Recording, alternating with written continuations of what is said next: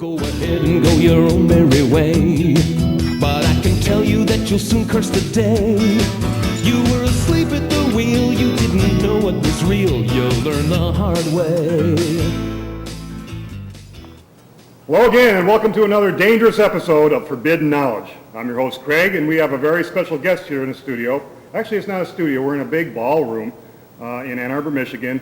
We're taping the show very impromptu, right off the cuff. We have no script or anything. But this is a very interesting topic. We are going to be talking about September 11th, what happened on September 11th, what really happened on September 11th. As some of you know who've watched my show for some time, you do know that there is obviously a whole lot of lies associated with September 11th. So if all the news you've ever gotten about September 11th has been from your mainstream media, that being newspaper, radio, whatever, TV, it's almost entirely been a lie. There's been so many lies, it's unbelievable, and we're going to cut through some of the crap and try to get to some of the truth today. I have with me as a guest Mr. Kevin Ryan. I'm going to let Kevin do give me your background. I do know that you were fired from the Underwriters Laboratory for basically questioning a report. Why don't you talk about that a little bit? Yeah, we could talk quite a bit about that. I worked for Underwriters Laboratories. I was the top manager at their water testing division, and for a number of years, including the period of September 11th and just after that, when our CEO, Loring Knobloch, came down to our location and told us all that UL had certified the steel in the World Trade Center towers.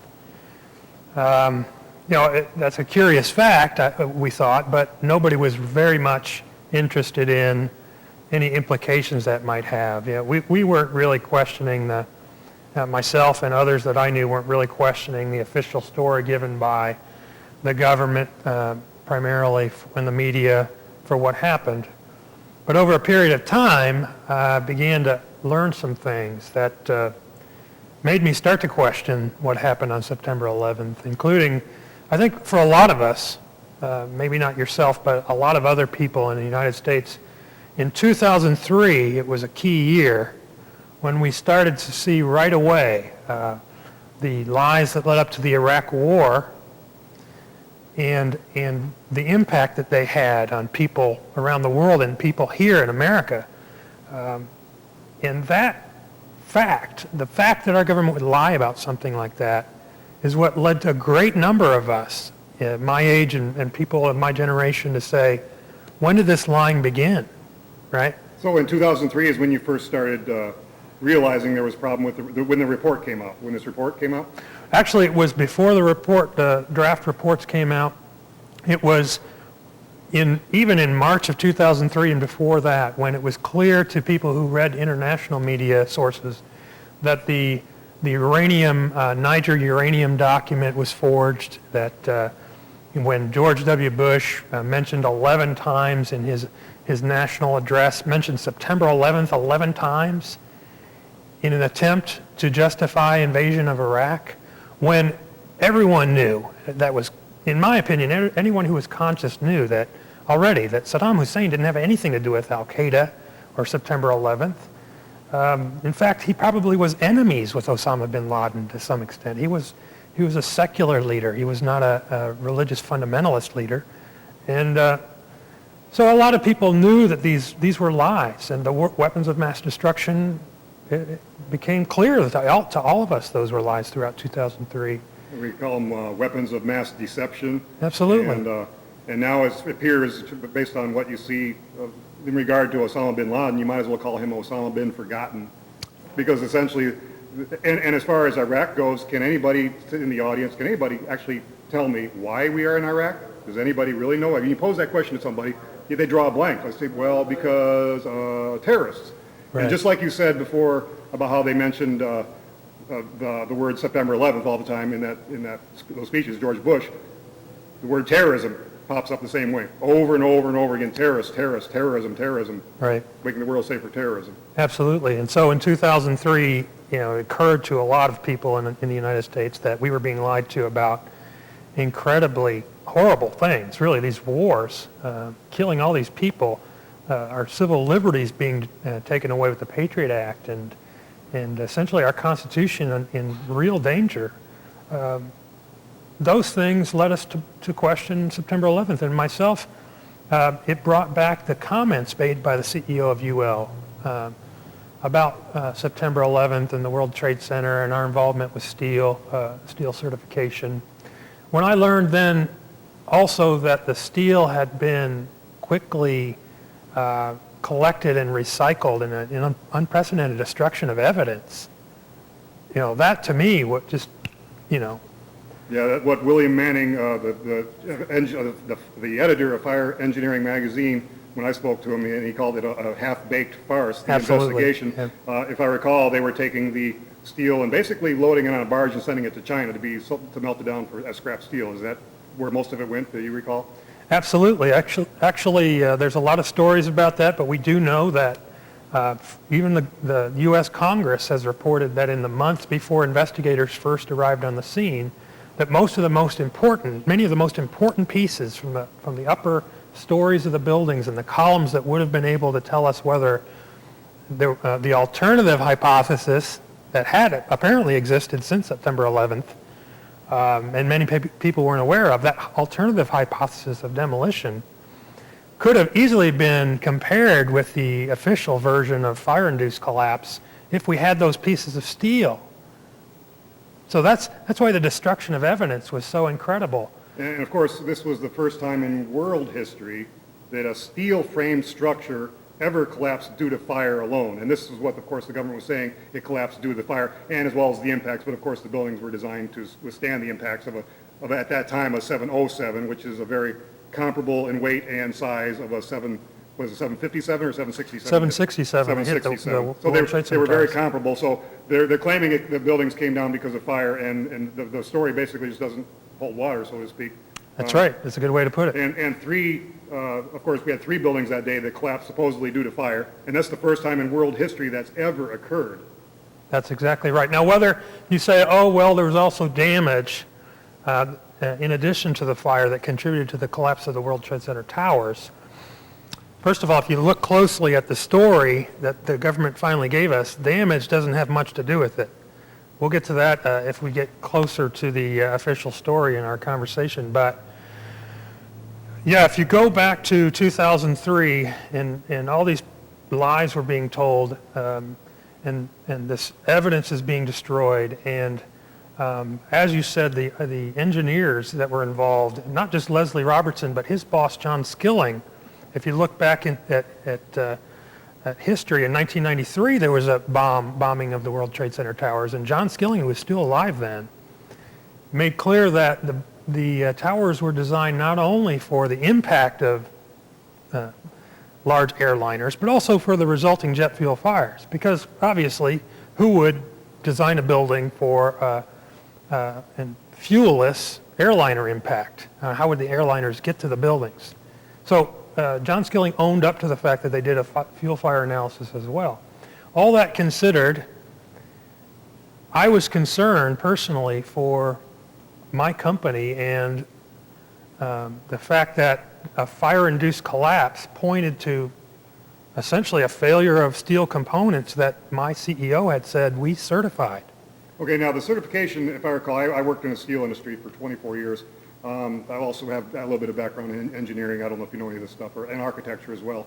The ASTM standards for steel is what you're talking about. The UL certifies for the structural steel in the building, correct?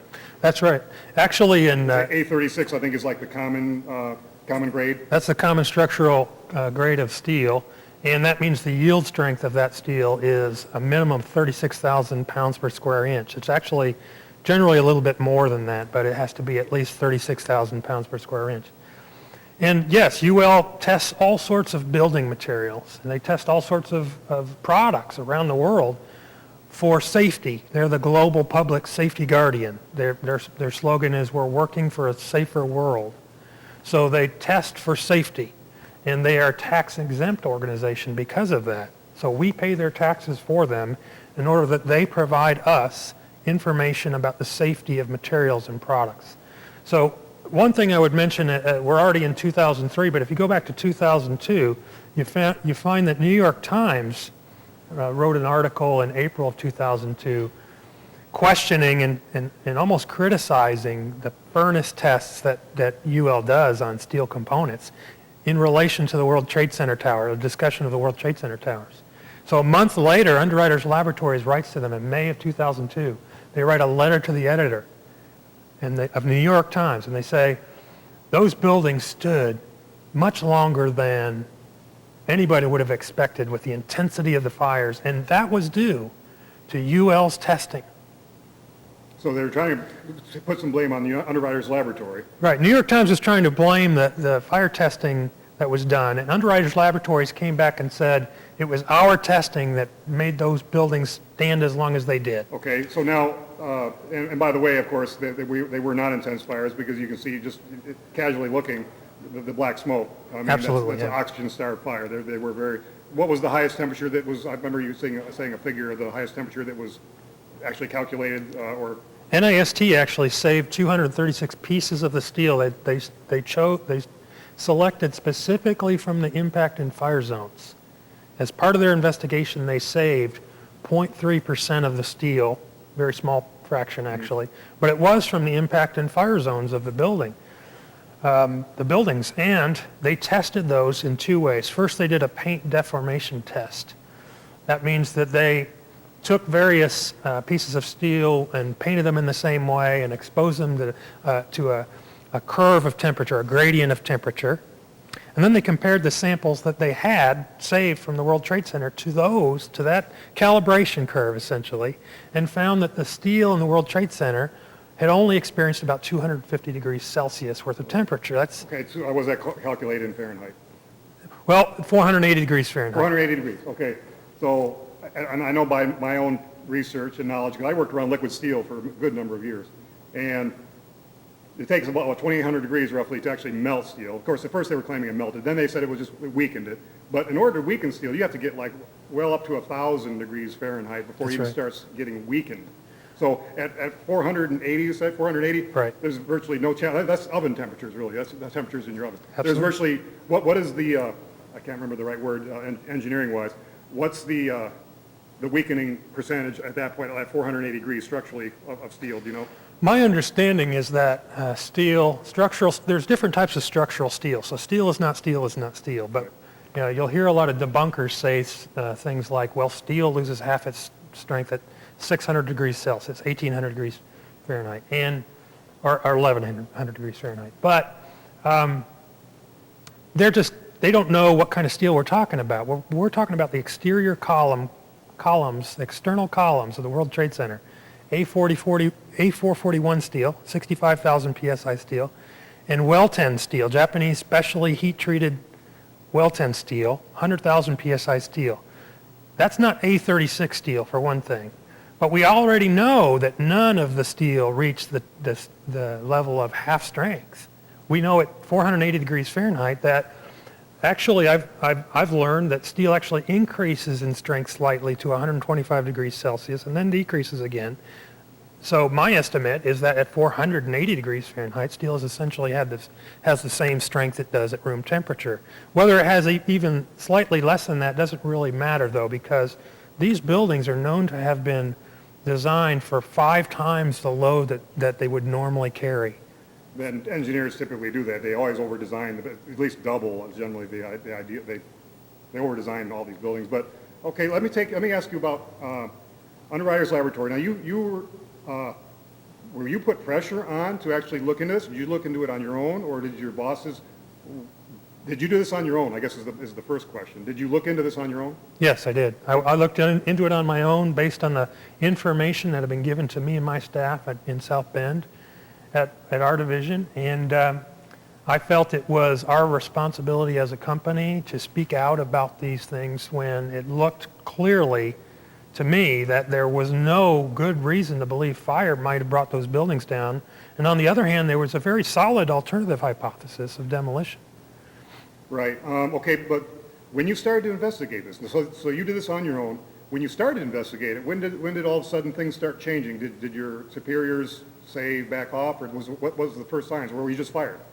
No, actually, I first started questioning it in late 2003, a full year before, even more than a year before I was fired. So I sent a message originally directly, a written formal communication to the CEO. And I I outlined these concerns that we've already talked about, that we certified the steel according to what he said. There's no reason for us to believe that the work we did was unsatisfactory or inadequate.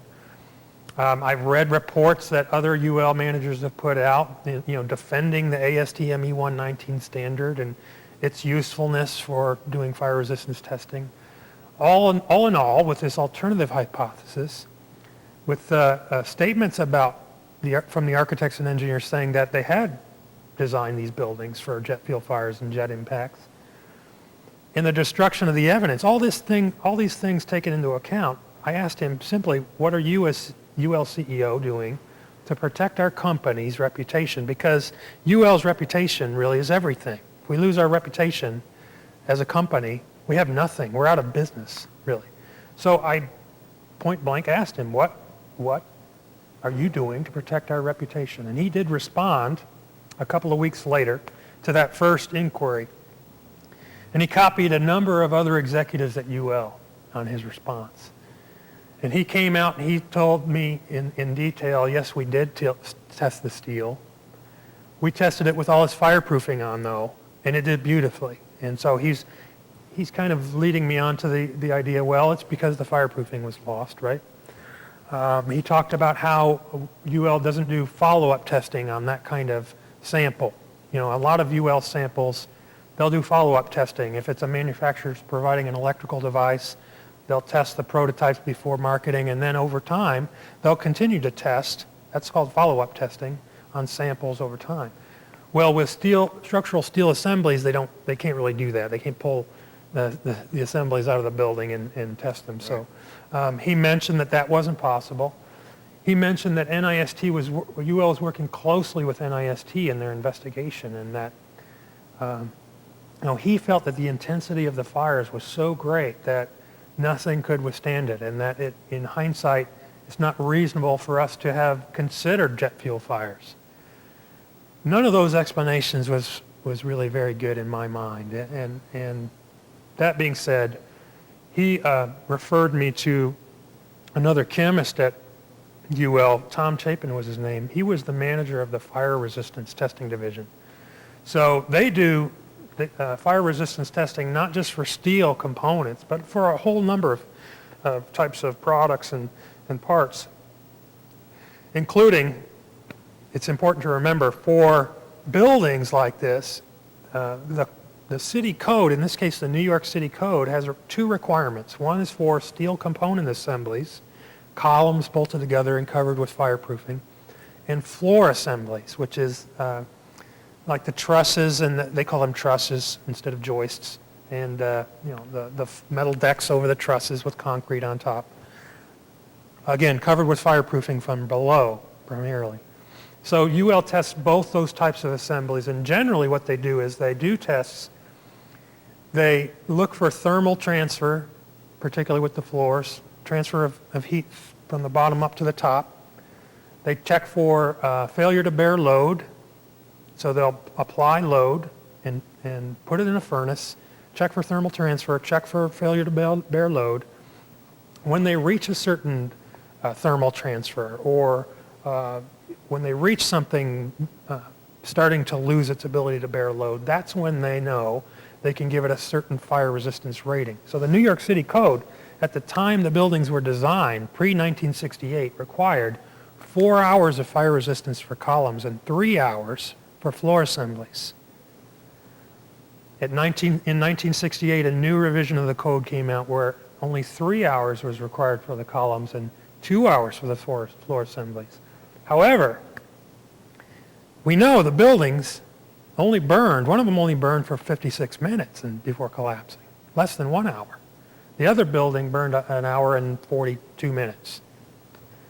Now, there's other information you have to think about with respect to the fires themselves, and how the fires migrated around the building, and giving a certain amount of time that actually affected the failure zones that our government is telling us, the areas that actually failed, burned for much less time than even 1 hour, for 45 minutes.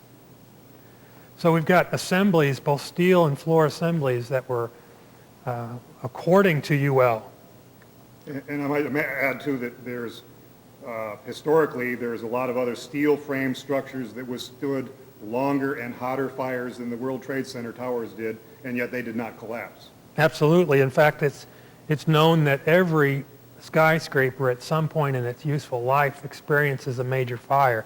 The World Trade Center towers in the North Tower also had a 1975 fire that covered 11 floors. And so these fires were relatively, as you mentioned, were relatively mild fires. They were black sooty smoke fires, and they covered 5 to 6 floors maybe. And Yeah, the firefighters even said there's a lot of documentation on what they said over the radio, that they only needed a couple lines and they can knock them out. The fires were very minor. In fact, also some of the photographs, you can see people standing in the opening where the planes actually went through, standing there hoping to be rescued, and you can see that they're standing alive and not burnt. But of course, it was hot enough to weaken steel. You know, it has at least 1,000 degrees to even weaken the steel, and yet there's people standing right there. So the story is preposterous when you start looking at the information. it really is, because the more you think about it, the more you look into it, you see the dichotomies that are involved. The impact area is where the jet fuel affected most, right? It hit that side of the building. For example, in the North Tower, it hit the the north wall of the building. Jet fuel, flash fire, 5 to 10 minutes, everybody agrees it's gone, right? But if the jet fuel is what caused the fires to be so intense, then it's right there on that side of the building that the fire should have been most intense, where we have pictures of people peeking out afterwards. Right, standing there hoping to be rescued. Right. Rachel is the name of one lady who, as Stephen Jones said, testified to us. She's telling us that something is not quite as hot as maybe some people believe. Take a look at the North Tower scenario that NIST ended up giving us again, and I'm skipping ahead a few years to the 2005 NIST report, but the plane hits the north side of the north wall of the building.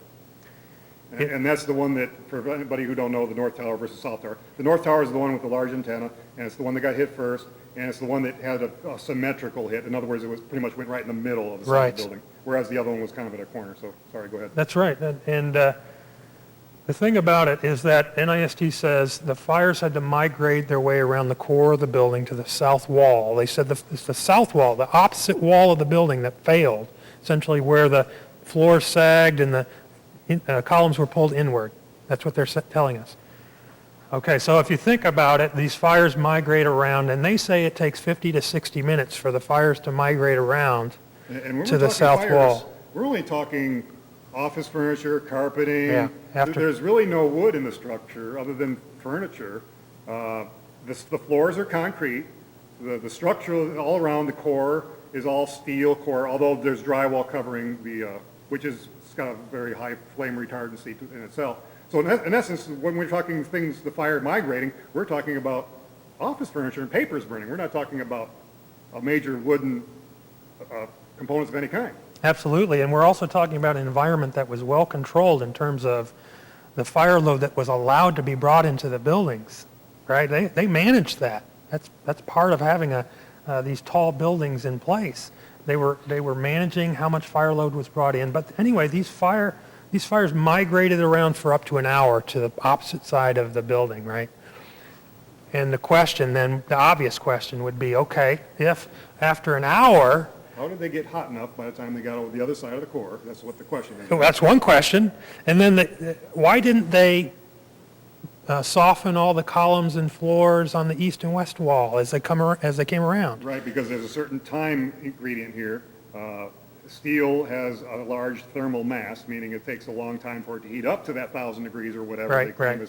And so if the fire is just now migrating to the far side, how is it all of a sudden weakening the steel enough for it to collapse on that side to begin with, is what they're saying. It started on the south side of the building. Absolutely. In less time, how did it soften those columns on the south wall when the fire just got there? In 45 minutes, when after an hour on the east and west walls, it didn't soften those walls. I'll tell you, if you think about the alternative hypothesis, you've broken all these columns on the north wall. You need these buildings to come down uniformly, right? Now, the south tower did tip a little bit, but the north tower fell second. And the North Tower is the one that came virtually down straight, because even the antenna didn't hardly tip. It came down straight. So how would you do that, right? You would weaken the opposite wall in order for it to begin falling uniformly. So that actually, the idea that it didn't, somehow the fires knew not to soften the steel on the east and west walls as they traveled around for an hour, but then knew in only 45 minutes to soften the south wall so that it uniformly brought the building down. It doesn't make a lot of sense, but there's a lot of once you know that these folks are lying to us, once you know it, and it took some years to really know that, even for me. You had to follow the investigations over time and learn that it was the same people involved in all these different investigations, and that they gave us the jet fuel melting steel story, which was false. They gave us the pancake theory, which ended up being false. They gave us the Silverstein-Weisling report of no floor failure at all, which ended up being false. And then they gave us this NIST kind of grab bag theory, where everything kind of maybe sort of fails. And, you know, if anything comes up, then we have a little flexibility to talk about it, is essentially what it is. And they talk about core columns softening. They talk about all the floors softening. Essentially, half of the building over several floors has to soften in order for their story to be even intelligible. Now, half of the building is at half an acre of surface area, right? And there's only 3,500 gallons worth of fuel. We could talk about that as well, but I'd like to get back just for a minute to how I got involved with it. So I sent these messages to the UL CEO, and I got responses from him and responses from the fire resistance manager at UL. Tom Chapin was his name. And they both kind of told me that we're working closely with NIST at UL. We're going to find out what happened. You know, we're just about to do some floor assembly tests as well as part of the investigation. So I had a few more exchanges with them, but in August of 2004, UL performed these tests of floor models of the floor assemblies used in the World Trade Center. Interestingly, that actually UL did do tests of floor assemblies in 1970 that were very similar to the World Trade Center towers that NIST brought out in their December 2003 update. The results of both the 1970 tests and the August 2004 test were the same. And that is, despite using less fireproofing than we know existed in the buildings, the floors not only failed to collapse, but they only sagged about 3 inches in the metal decking in between the joists. Okay, so the problem they had right away in August of 2004 is that the pancake theory was still the big theory that most people believed in. And when Popular Mechanics debunked conspiracy theorists, they said... And the pancake theory is they're claiming one floor hits the next floor, hits the next floor, and all the way down. The floors collapsed upon each other, and that left the columns laterally unsupported, and they just failed because of that. But the floors didn't collapse in the test. They didn't collapse in the test in 1970 either. And we repeated the test and verified that the floors wouldn't collapse. We also verified that they would barely sag, even after 2 hours, at higher temperatures than we know existed in the World Trade Center towers. Even with double the load that we know existed on the floors. They even say it in the NIST report. Now, so this is not a hypothetical experiment anymore, right? They know how much weight's on the floors, and they use double. They know how much fireproofing is on the floors, and they use less. They put it in the oven, in the furnace for 2 hours when they know the fires were, maximally an hour and 42 minutes. And still, the floors won't fail, and they barely sag. That was a big problem right there, August 2004, a big problem for everybody supporting the official story. Let me interrupt you for just a second here. We're at about the halfway point of our show, and at this time, there's all these people looking for something to watch on their idiot tube, and what you're watching is Forbidden Knowledge, a show where we really hit the hard-hitting issues, and there is no reality on TV, folks. This is the only reality show on TV. So we're talking with Mr. Kevin Ryan. He was fired from Underwriters Laboratory for questioning a report to come out about the collapse of the towers on September 11th, 2001. So I also wanted to, you continue with the story, but also want to get down to you were actually fired at what point, and did they give any justification for it? I mean, you were trying to protect the company, the Underwriters Laboratory. And so why were you fired? Why did they have a justification that were explained why you were fired? Yeah, actually, we're at that point in November of 2004. Actually, October of 2004, NIST put out a draft report, presentation and report, based on their investigation that included these steel temperature results, the floor assembly testing results. And when I read that report and saw that in the summary presentation, people like Shyam Sunder were actually reporting the opposite of what was found in the laboratory tests. And I'm a laboratory manager. I am now, I was then. And I simply could not believe that they were reporting the opposite of the results that they had found. So the next month, in November of 2004, I wrote directly to NIST, to Frank Gale, the man who did the steel temperature tests himself, and I wanted to know from him, essentially, why are you allowing these people to contradict the results you found in your tests? And I was fired for that 5 days later. I wrote him what I thought was a professional and respectful letter. I did refer to myself as a laboratory manager at Underwriters Laboratories, and that was important because I had knowledge that we had certified the steel. And I had been given that knowledge, not only verbally but in writing, by my superiors. So I included all this in my letter to Frank Gale at NIST, and I asked him, please help everyone understand that jet fuel accelerated office fires cannot soften or melt steel. You've got results that prove that. And so they just fired you. So did they give you a reason? Did they tell you justification why they fired you? Yes, they gave me a letter of termination, and they said that I had misrepresented the company's position, which I don't believe I had. They said that I had used poor judgment and that I had harmed their relationship with their client, NIST. Was this letter was public, or it was just to the... It soon will be. At the time, though, they say you're misrepresenting Underwriters Laboratory.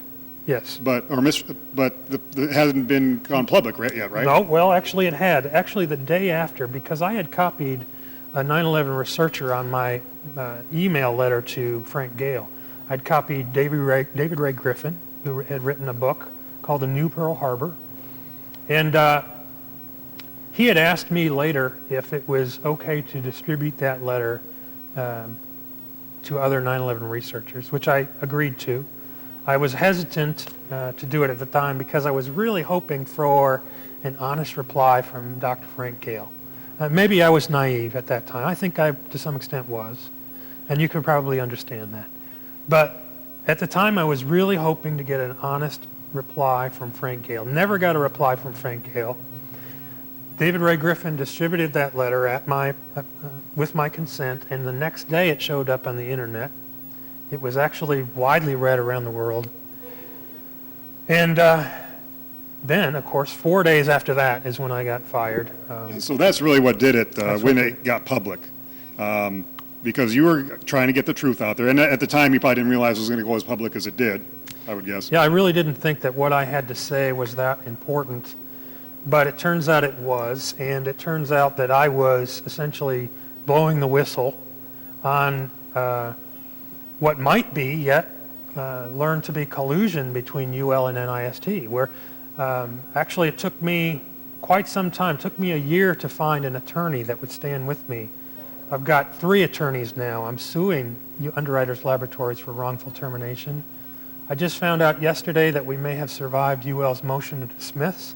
We have a pretrial conference scheduled for a month from now. So I'm very excited about the opportunity to clear my name in this. I'm not looking for any kind of money. I have a job. I make plenty of money. I have no problem with that. But we need the truth, and I need to know that Underwriters Laboratories was, in fact, lying to us, because right after they fired me, they made the claim to a reporter in my hometown that there was no evidence, quote, no evidence that any firm had tested the steel in the World Trade Center. And they knew I had written documentation from their CEO contradicting that. So now they've got a problem to some extent, right? And we're going to see what happens. Yeah, is it a federal lawsuit? It is. It's in federal court. Okay, I'm going through one of those myself, and I'm at the motion to dismiss stage 2 against the county who decided they were going to attack me, see, because I'm an enemy of the state. I have shows like this where I tell the truth. One thing I want to get at, the topic I want to get into, and I'll let you continue on with other stories here, but I want to see if, this is my research back in 2002. I spoke with a forensic investigator that was at both sites. By both sites, I mean the Pentagon and the World Trade Center. Now, you probably haven't studied much about the Pentagon, although you've seen all the reports. Now that you've started enlightening yourself about other things, there's so much information about both incidents that you can tell they're lying to us big time. But I spoke with a man named Scott Walter. I don't know if you ever heard of him. He's a forensic investigator. He was hired to take samples at both the Pentagon, concrete samples, at both the Pentagon and at the World Trade Center. Now, he told me, and I spoke with firemen at the site too, who also told me they did not see any concrete samples, any concrete chunks to be found at the World Trade Center site. And to me, that was the most disturbing of this whole story. Here you have each floor has a layer of pumice concrete, a lightweight aggregate in the I think it was 4.5 inches or 4 inches, 4-inch thick. Every single floor had a 4-inch thick layer of a pumice concrete, which is a lightweight aggregate. It's kind of like a volcanic rock sort of thing. And there wasn't a single sample to be taken of the concrete except at the lower sublevels of the basements in the World Trade Center. Now, this is what I was told by a forensic investigator with the site was hired to take samples. They just weren't there. Everything had turned to dust. You see all the what they call pyroclastic dust. That basically, when the towers collapsed, everything turned to dust. All the concrete appeared to turn to dust before it even hit the ground. And that's what's so disturbing to me. And I've had engineers trying to argue this, and I just don't buy it, because even if the concrete, let's say, they say the pancake theory. Okay, the pancake theory pulverized all the concrete. You ever take a chunk of concrete and try to break it up? See how much energy it takes to break up into dust. Their story is impossible. And then you have people that supposedly survived, in this collapse and everything. So how can all the concrete have turned to dust? Well, anyway, even if you believe this pancake theory of all the concrete being pulverized in the whole building, you still have, like, say, the upper floors that basically would have landed on the top of the pile. They would have been broken up into chunks, but they still would have been chunks of concrete. It just wasn't there. Right. Firemen at the site, I talked to several firemen that were cleaning up at the time. No concrete was seen. And to me, that's absolutely amazing. The fires could not have done that, first of all. And even the explosives theory. I mean, we haven't talked about the explosives theory, and there's a little more evidence of explosives that were used than the fires collapsing the building. But even if explosive, was put right on a piece of concrete or drilled into concrete, it would only pulverize into dust a certain amount of concrete nearby that explosive charge. Yeah, it wouldn't. You would have no way to be able to wire every single floor with enough explosives to turn the entire building into dust. Now, maybe you haven't studied this, but I wanted to get your opinion on this. Maybe you hadn't heard this before. This is investigations I did a long time ago, and none of the other researchers seem to be paying attention to this topic. And to me, it's absolutely, I have no way of explaining it. Now, maybe you have an idea. I'd like to hear your ideas on that, if you have any. Oh, sure. And I don't know a lot about that, but I do agree with your point that even if all of the floors crushed each other, and maybe the lower floors would turn to dust because of the weight then. But how about the upper floors? They weren't crushed by as many floors. Certainly there had to be some larger chunks of concrete. I haven't seen the evidence of the data behind how much concrete was there, but if you're telling me there was absolutely none, then that really is a mystery to me. And I'd like to know, where that data is. I'd like to see what kind of explanations there are for that. I've recently had a hint from someone who's got a website saying that maybe the concrete itself was lined with some kind of explosive or some kind of material that could have done that. Who knows?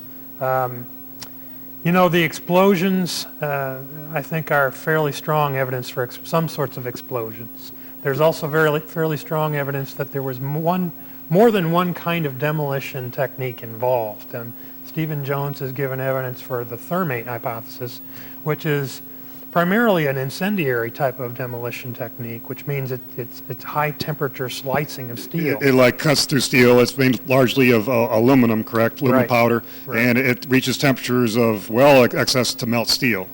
I forget well over 3,000 degrees Fahrenheit. Well over 3,000 degrees, and actually high enough to evaporate steel if necessary. And FEMA did indicate that there was evidence of evaporated steel in some of the samples they saw.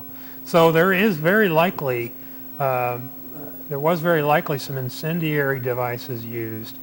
But there is also photographic and eyewitness testimony of explosions. So thermite can be made explosive.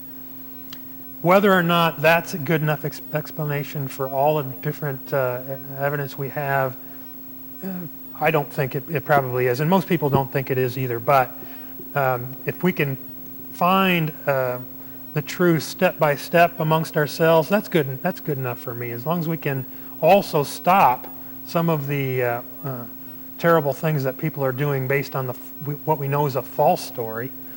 But getting back to the concrete, I know there was 4 inches of concrete on every one of those essentially acre-wide floors, other than the core, the service core, which was a good chunk of it, but still, great deal of concrete, and I'd like to know about that myself. Yeah, well, like I say, I investigated this back in 2002 when I was doing all my research, and that's what I found, and I can't explain it, and nobody else has been able to explain it. Nobody else seems to be following it. You know, we don't give Osama enough credit for what he did that day, because not only did he hijack the planes, but he planted apparently thermite incinerated devices throughout the building, and he apparently put charges in building number 7 too. We got to give that guy more credit for what he did that day. Well, actually, Craig, if you look at his confession video that's posted at the United States State Department website that debunks conspiracy theories, you'll find that Osama's plan was that the gas from the plane would melt the iron structure of the building. That's the comment directly from Osama bin Laden on the U.S. State Department website. And that's faulty to begin with, because we know that can't happen. Everybody agrees. Kerosene. Everybody agrees that can't happen, and yet it's still posted at the United States State Department website. But the point I'm making is that apparently Osama bin Laden's plan was a miserable failure. Yeah, and of course the point I was making was a joke. Sure. Because it's just their story does not hold credibility whatsoever. Right. It would be laughable if it wasn't just a terrible set of events, and more importantly, the things that are being done based on this false story to all of us. It's beyond humor. I know some people need to be a little bit lighthearted about it because it's such an intense thing to discuss. But it's clear that the jet fuels could not have melted steel. The pancake theory was a false story. The Silverstein-Weidenbacher column-only story was a false story. And then when we get to NIST's report, that's also false as well. NIST talks about the fact that fireproofing, according to them, was widely dislodged. And they say that if it wasn't for this widely dislodged fireproofing, that the buildings would still be there.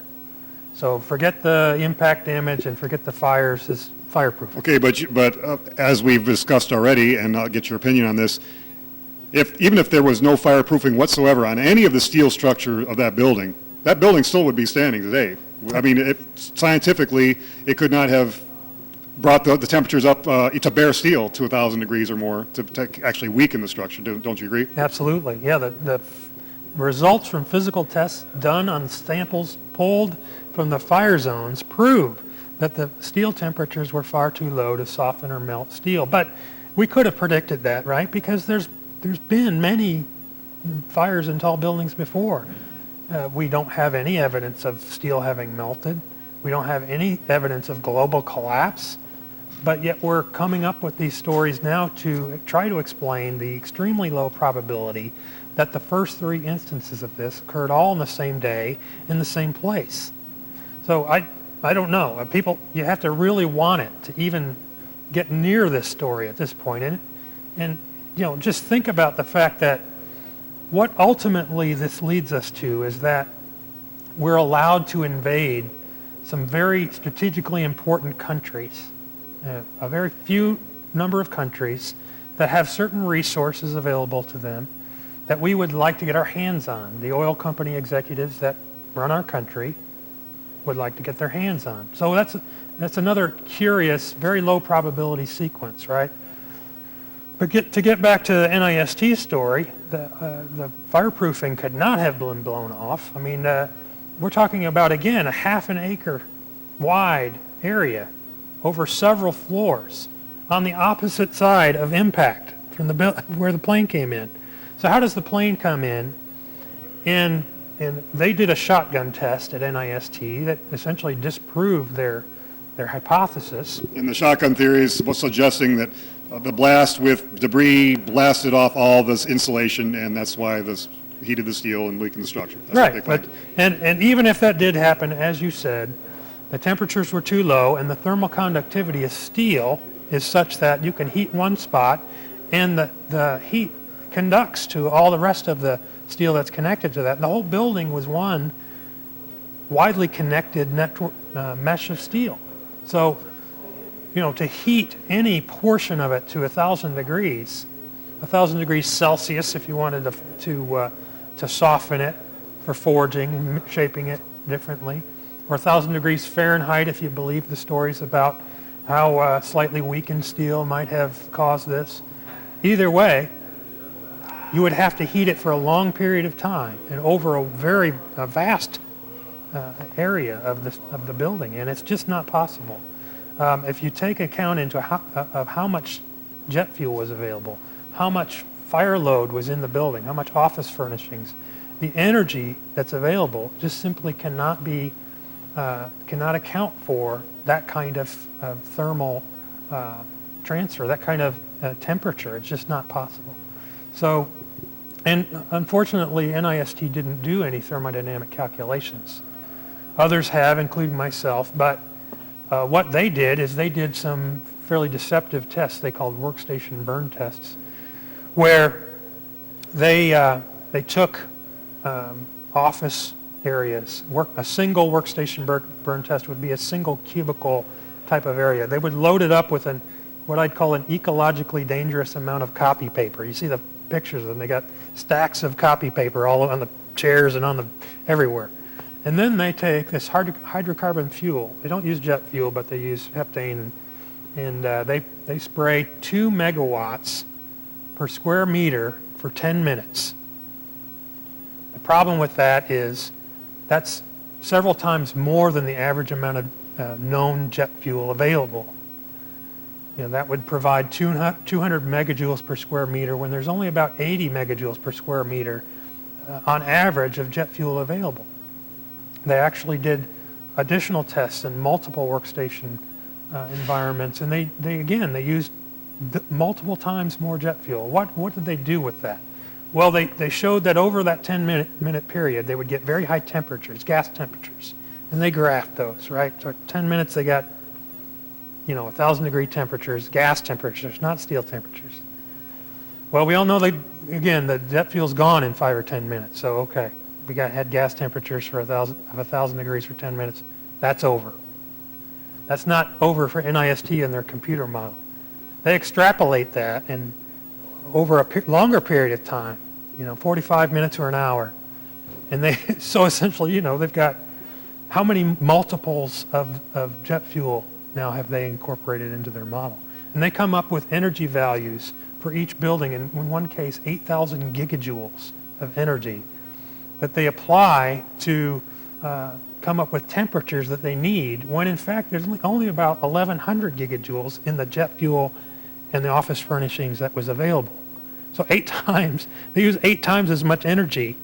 And it's all keeping the balls in the air at this point for them. By the time they release their report, they're just trying to give people who want to believe in the story something to hang on to. So, if they can just in their summary report say things like high steel temperatures were achieved, if they can say that the fireproofing was widely dislodged, if they can say that the floor sagged 42 inches despite the fact that in the tests they only sagged 3 inches, and they go ahead and just say those things, then they've given enough to that portion of our population who wants to believe the story.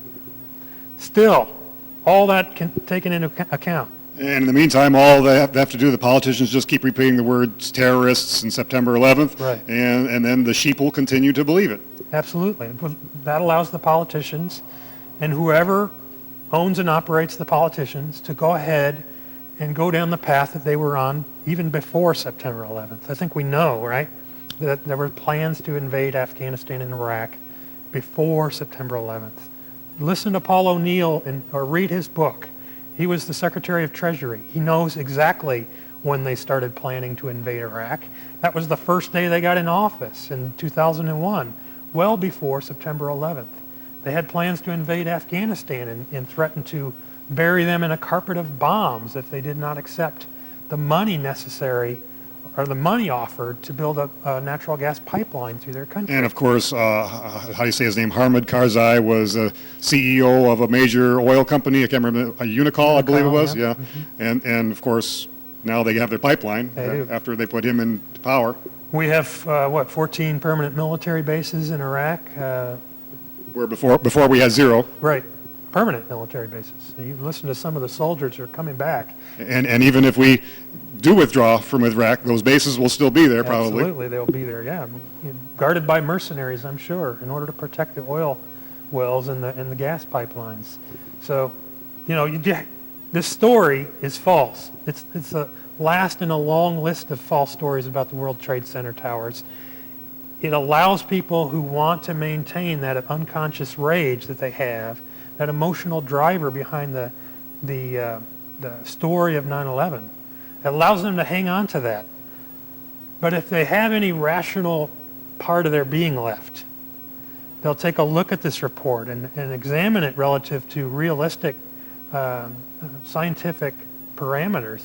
They'll examine it with regard to the people who gave that report to them and how they all work for either the Department of Defense or FEMA or NIST, and therefore all indirectly work for George W. Bush and the neocons and whoever they work for. Yeah, I'd noticed when you gave your lecture back on January 28th of 2007 in Ann Arbor, you only, of your whole speech, you only spoke about 10 seconds about your opinion like that, like you just did. And you have a very good scientific background on this. And before, we only really have a few minutes to go, and we haven't touched upon Building 7 at all, really, and maybe you'd rather conclude with something else. And while I'm talking about this briefly, I'll show some scenes of Building 7 for those of you who haven't seen it. Building 7 was a 47-story building about a block away from the North Tower, so it was away from the action. No planes hit that building. As you can see, it comes down almost perfectly straight. It's a classic demolition.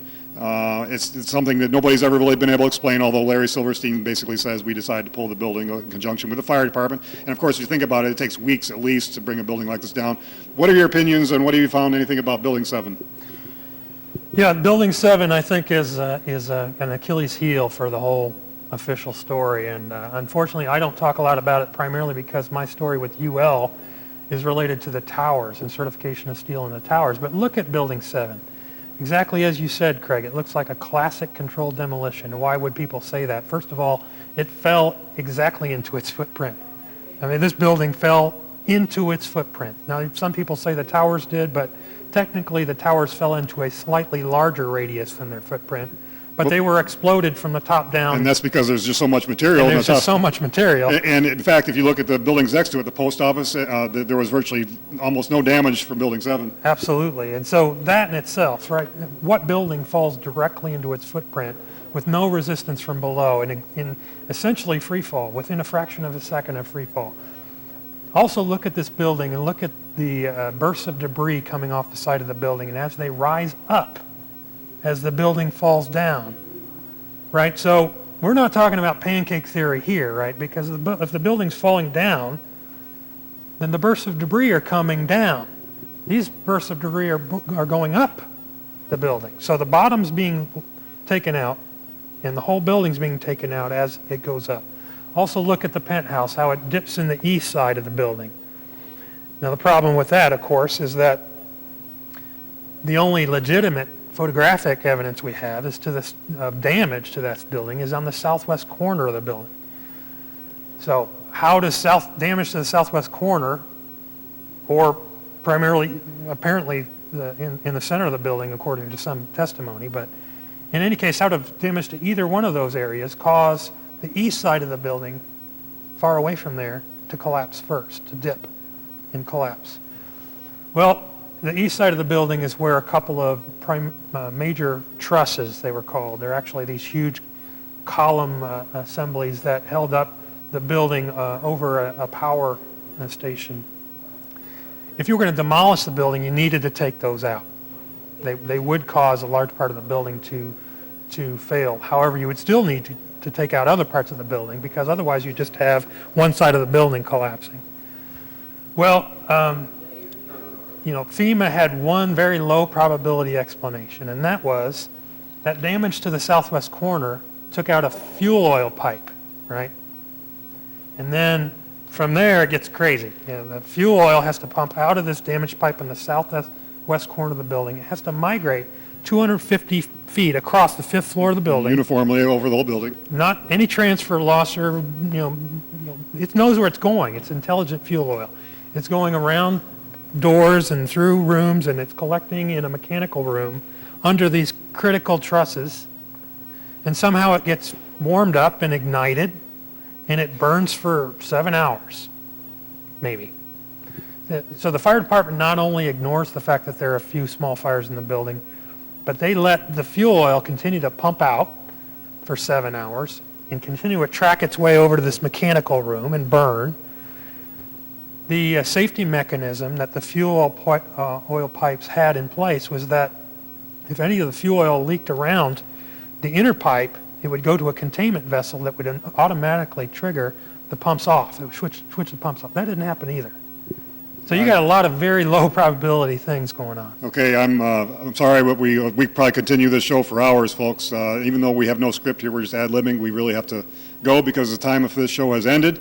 My name's Craig. You've been watching a show called Forbidden Knowledge, and as you can see why, people get fired or worse for this knowledge after it gets put out there. So join us again next time for another very dangerous episode of Forbidden Knowledge.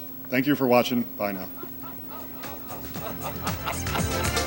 Never in human history has so few taken so much from so many as America's Illuminati and their warlords of Wall Street and Washington.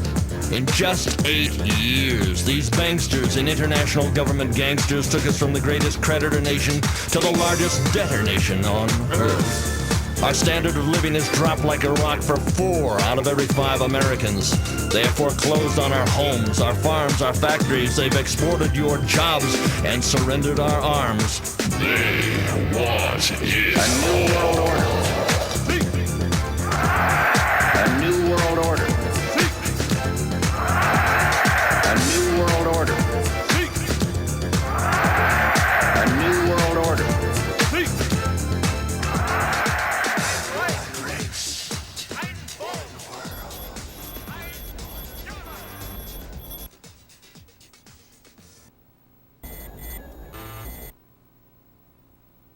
In the heart of this great city, we saw tragedy arrive on a quiet morning.